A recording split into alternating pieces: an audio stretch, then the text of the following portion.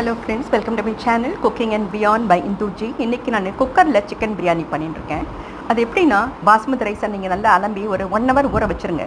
அதுக்கப்புறமா சிக்கனை நல்லா அலம்பி அதில் மஞ்சத்தூள் உப்பு போட்டு நல்லா அலம்பி தனியாக வச்சுருங்க. குக்கரில் எண்ணெயும் நெய்யும் கொஞ்சோண்டு கலந்து, ரொம்ப அதை போட மாட்டான், கொஞ்சமாக கலந்து அதில் பட்டை, லவங்கம், ஏலக்காய் இதெல்லாம் போட்டு மசாலா, கரம் மசாலா, ஹோல் ஸ்பைசஸ் போட்டு நல்லா வதக்கிடுங்க. வதக்கிட்டு புதினாவை போட்டு ஒரு பொடி அதையும் நல்லா வதக்கிடுங்க. புதினா வதங்கின பிறகு வெங்காயம் போட்டு நல்லா வதக்கணும். வெங்காயம் வதங்கின பிறகு இஞ்சி பூண்டு பேஸ்ட்டும் போட்டு நல்லா வதக்கிடுங்க. ஒரு 3 பச்சை மிளகா போட்டு நல்லா வதக்கிடுங்க.